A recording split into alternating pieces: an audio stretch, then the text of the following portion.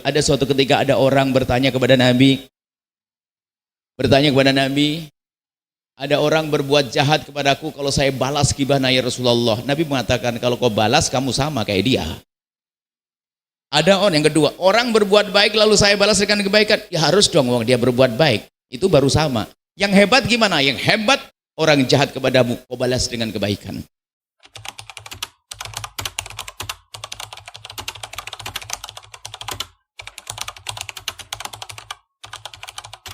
Assalamualaikum warahmatullahi wabarakatuh. Menata hati.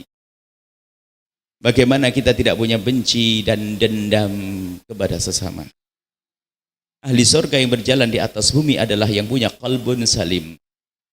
Jangan biasa mendendam kepada siapapun. Ada marah, ada dendam, ada benci. Iya, kita manusia. Akan tapi segera kita bersihkan. Kita ganti kebencian itu dengan berbuat baik. Jangan dituruti benci dengan membalas, benci dengan mencaci, benci dengan mengolok. Akan tapi amarah di dalam hati kita, yuk kita olah. Sehingga menjadi orang yang baik. Orang yang tetap perilakunya benar. Jangan dikit-dikit emosi, caci sana, marah sini. Maka ada satu kunci, yaitu menata hati kita. Membersihkan hati kita. Menghilangkan al-baghdha, dendam. Yadubbu alaikum da'ul ummami qablakum. Nabi menyebutkan, awas, ada satu penyakit yang akan merayap, penyakit bahaya merayap pada kalian. Seperti dulu ada umat terdahulu pernah terjangkit penyakit ini, yaitu al-baghdha, yaitu kebencian. Wa yal haliqatu, dan itu pemangkas. Wala aqulu tahlikul sya'ra, aku tidak mengatakan itu mangkas rambut, walakin tahlikuddin, mangkas agama. Orang punya dendam, benci dan dengki itu biarpun katanya orang alim kayak orang bodoh. Membenci, kebencian harus kita hilangkan. Nah, silaturahmi ini tidak cukup dengan silaturahmi zahir. Maka kami sambungkan silaturahmi itu yang terpenting silaturahmi hati. Silaturahmi zahir itu kan basa-basi sosial. Kita sering mungkin basa-basi, cepat ke rumahnya Pak D, nggak enak, nanti keburu didahului. Loh kok nggak enaknya hanya karena gitu. Saya perlu ke rumah paman saya karena saya rindu untuk sambung silaturahmi. Silaturahmi zahir gampang. Akan tapi yang terpenting silaturahmi batin. Silaturahmi zahir bisa dibuat dengan nyembelih kerbau, nyembelih sapi dan sebagainya. Akan tapi belum tentu sampai kepada batin. Bisa saja reuni keluarga besar Pak Haji Fulan, Masya Allah, datang rombongan rame, rupanya setelah di tempat majelis lirik-lirikan, mobilnya gelang dipakai semuanya. Rupanya pulang dari reuni punya bahan baru untuk menggunjing karena belum hatinya yang benar. Kita perlu menata hati sekarang. Pastikan, ayo, kita jangan biasakan dengan dendam kepada siapapun. Kita perlu merenung, siapa dia? Umat Nabi Muhammad. Siapa adikku? Dia berbuat salah adalah adikku. Aku akan lebih hebat dari dia, aku akan maafkan dia. Aku akan lapang hati kepada dia. Dan orang memaafkan bukan rendah. Memang nanti ada misalnya urusan harta, kita menuntut ke mahkamah sah, tapi tidak dengan dendam. Tidak dengan kebencian, mengambil hak saya. Kalau sudah saya berhasil, saya tetap menjalin cinta. Bukan dengan dendam. Kalau dendam mesti ada tambahannya. Biarpun mengambil hak ada tambahannya, menfitnah dan seterusnya dan seterusnya. Maka silaturahmi yang harus kita hadirkan adalah silaturahmi batin. Makanya begini, bagaimana kita memulai silaturahmi hati sebelum jasad kita. Bahkan ini kemarin kami gencarkan di masa corona. Orang pada bingung, kami tidak pernah bisa silaturahmi karena corona dan sebagainya. Waktu itu udah 3 tahun yang lalu. Corona ini. Jangan sempit memahami silaturahmi hanya untuk kunjung jasad. Akan tapi fulus kita bisa datang ke sana. Duit kita bisa datang ke sana. Doa kita bisa datang ke sana kok. Maka silaturahmi batin kita mulai daripada panjatan doa. Pastikan panjatan doa itu sambung silaturahmi batin yang sejati. Jika dua bersahabat ini kok belum mendoakan di saat berpisah, dua-duanya adalah pendusta. Maka sambung silaturahmi sejati adalah membiasakan kita mendoakan dengan doa-doa kebaikan di saat berpisah. Anda harus bisa masuk wilayah ini. Anda harus bisa malam ini. Keluar dari tempat ini kita harus bisa mendoakan orang yang bermasalah dengan kita. Kalau kita mendoakan orang yang baik kepada kita itu mah enteng.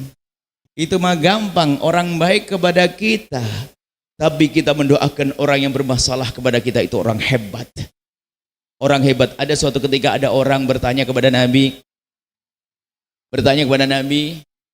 Ada orang berbuat jahat kepadaku, kalau saya balas gibahnya ya Rasulullah. Nabi mengatakan kalau kau balas kamu sama kayak dia. Ada orang yang kedua, orang berbuat baik lalu saya balas dengan kebaikan. Ya harus dong dia berbuat baik. Itu baru sama. Yang hebat gimana? Yang hebat orang jahat kepadamu, kau balas dengan kebaikan. Saudaramu itu. Itu saudaramu. Itu adikmu. Itu pamanmu. Itu sepupumu. Itu sahabatmu. Dia tidak baik kepada Anda, Anda balas dengan kebaikan. Kita harus punya pangkat tinggi di hadapan Allah. Membiasakan dengan lapang hati. Orang kalau mudah lapang hati, mudah memaafkan, maka ketahuilah hidupnya tentram, damai. Ya. Tapi kalau orang hidup dengan kebencian, coba. Hidup dengan benci, capek di mana-mana. Lihat orang ini benci. Dia kenapa dia datang ya? Kelihatan dia lagi stop. Semuanya akan capek hidupnya. Ngelihat rumahnya capek, ngelihat mobilnya nggak senang, ngelihat ternaknya nggak senang, dengar berita anak sukses sakit hati. Itulah orang bodoh. Begitu banyak sakit hatinya. Tapi yang menjalani hidup dengan cinta, yang menjalani hidup dengan cinta, hiburannya banyak. Tetangganya beli mobil ikut senang, hati bersih, hati polos. Coba saja gambarannya orang kampung yang belum dikuasai oleh dendam dan dengki. Anak-anak kecil gak punya dengki, lihat. Tetangganya beli mobil, senangnya luar biasa. Nyium bau solarnya katanya wangi. Itu lihat. Itu gambar bannya itu, bekas nginjak tanah itu dilihat, diikuti dengan riang gembira. Kenapa? Tidak ada dengki. Hiburannya ngelihat bekas mobil aja sudah senang. Tapi lihat si hati dengki dan dendam, melihat rumah megah sakit hati, lampunya nyala sakit hati, lihat mobil tetangga lewat sakit hati, subhanallah. Lihat ayam tetangga masuk ke rumahnya sakit hati. Memang dasar dia orang bodoh, paling bodohnya manusia. Kenapa kok penyakit dibiara di dalam hati? Malam ini kita keluarkan penyakit dendam, penyakit dengki, penyakit benci. Dimulai dengan biasakan engkau mendoakan orang lain, khususnya orang yang bermasalah denganmu. Kita mulai membiasakan doa dan membiasakan mendoakan dari di saat kita sendiri dengan hati kita akan memunculkan kebiasaan lisan yang baik, susah mencaci, susah mengolok. Khususnya ini di tahun ini dan tahun-tahun sebelumnya, kita sudah biasa diajari caci maki dan olok-olokan. Kita masuk madhab berbeda, kita menghidupi kita harus masuk cara hidup yang berbeda. Biarkan orang caci maki, tapi saya tidak bisa caci maki. Bilang gitu, orang olok-olokan, saya tidak. Kuncinya dari hati ini. Sehingga kalau sudah orang biasa mendoakan, nggak bisa mencaci, nggak perlu olok-olokan. Dan kami suarakan, kita sering diajari bermusuhan, sebab permusuhan selalu dihadirkan. Mungkin karena ketidakdewasaan kita, atau memang orang yang mencoba kita selalu bermusuhan. Lihat kita sering dihadapkan dengan permusuhan. Pemilihan presiden berantem, pemilihan gubernur olok-olokan caci maki, pemilihan bupati. Ini sebagian yang tidak mengerti, yang paham tentu aman hatinya. Pemilihan kepala desa itu juga berantem, sampai pemilihan ketua masjid juga berantem. Ayo, ini manusia, nasib buruk tuh orang, hidupnya berantem. Itu kalau sudah orang begitu suka berantem. Kalau Anda mengintip hidup rumah tangganya, suka berantem sama istri gara-gara satu pedes, senang sama pedes, satu nggak senang pedes, satu kurang asin nih berantem. Memang orang modelnya beranteman. Nasib buruk orang itu. Kita harus berubah, kita tidak boleh semacam itu.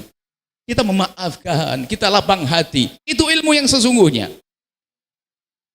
Ilmu apa lagi selain ini? Bukankah Allah mengajarkan kita baik dengan sesama? Kunci baik itu bukan basa-basi, bukan basa-basi sosial, bukan pura-pura, tidak, dari hati. Dan Islam mengajarkan kita berbuat baik kepada sesama manusia karena Allah. Urusan tetangga, man kana yu'minu billahi wal yaumil akhir falyukrim jarah. Dengan tetangga, barang siapa iman kepada Allah dan hari akhir, bisa menghormati tetangga, menghormati tamu dan seterusnya. Kita mulai dengan apa tadi? Pastikan Anda biasakan dengan doa kebaikan. Dan ini ilmu harus dihadirkan dan disebarkan. Kenapa? Supaya terkunci mulut ini, tidak biasa caci maki. Kita biasa olok-olokan. Biarpun gayanya ngolok atas dasar menganggap dirinya orang paling hebat, paling suci mungkin. Dia paling punya surga kayaknya. Caci maki, semua diolok-olok. Na'udzubillah. Apakah itu yang diajarkan baginda Nabi sallallahu alaihi wasallam? Sampai Anda menjadi orang yang nggak bisa mencaci. Tidak keluar dari mulut yang kecuali kebaikan. Ini hari orang biasa caci maki, olok-olokan dan sebagainya. Cacian menghadirkan cacian baru lagi, mengajari orang caci maki. Bahkan kemarin sebelum pemilihan presiden, kami menyuarakan besar-besaran, bahkan kami tantang, ini kalau ada tim sukses gak berani ngangkat suara ini, kayaknya bermasalah orang ini. Apa itu? Sanjung calon pilihanmu sesuka hatimu, tapi jangan caci calon pilihan orang lain. Itu kan sederhana. Yang nggak bisa mengangkat suara ini kayaknya bermasalah, orang ini ngajak berantem terus. Makanya saya tidak tertarik siapapun katanya biarpun jubahnya lebih gede dari ini, kalau nyaci maki, awas hati-hati. Dia ngajari orang caci maki. Dan kalau kita dekat-dekat kita akan mudah mencaci maki. Caci maki tidak membuahkan kebaikan. Akan tapi yang bisa menyentuh hati adalah kalimat yang baik, perilaku yang mulia. Maka dari itu kita mulai dari dalam hati agar ngunci mulut kita agar tidak mudah caci maki. Apa tadi? Biasa kamu doakan. Saya marah dengan kurang ajar banget dia. Awas nanti malamnya. Kurang ajar. Malam-malam setelah habis sholat tahajud, ya Allah itu temanku kurang ajar banget, ya Allah semoga rizkinya tambah banyak, ya Allah istrinya tambah cinta, ya Allah. Beres. Kenapa? Itu orang yang pinjam duit nggak balik-balik, ditagih malah wah serem banget dia. Kita datang ke rumahnya nggak ada katanya, tapi lengkap sandalnya, motornya juga ada, mobilnya ada. Anda menduga dia berada di belakang rumah, betul Anda ke belakang rumah, di belakang rumah ngitung duit. Nggak bayar utang, hitung duit. Ketemu Anda malah marah-marah. Waduh, serem banget ini. Awas, Anda ancam, awas nanti malam ya. Kau kurang ajar sekali dengan aku nanti malam salat tahajud sambil sedekah tahajud. Ya Allah, temanku itu ya Allah dulu baik, sekarang jadi begitu ya Allah, kami mohon berikan petunjuk kepadanya ya Allah. Lapangan rezekinya ya Allah, rizkinya ya Allah. Jaga keluarganya ya Allah, tanpa harus mencaci, tanpa harus mengutuk, tanpa mendoakan doa kejelekan. Pastikan itu jadi kebiasaan bagi Anda. Dan itu ditemukan oleh banyak kekasih Allah. Bisa? Jangan mengatakan Anda tidak bisa. Bisa. Banyak yang bisa. Kalau Anda tidak bisa, keras hati Anda. Harus belajar. Wah, kurang ajar sekali. Bahkan, kurang ajar sekali. Coba kalau kita doa, kemudian dikabul Allah, kan beruntung kita. Akan tapi ketahuilah mencaci adalah merusak hati kita sendiri. Merusak pergaulan kita dengan siapapun. Mengajak menjadikan orang lain menjadi tidak baik.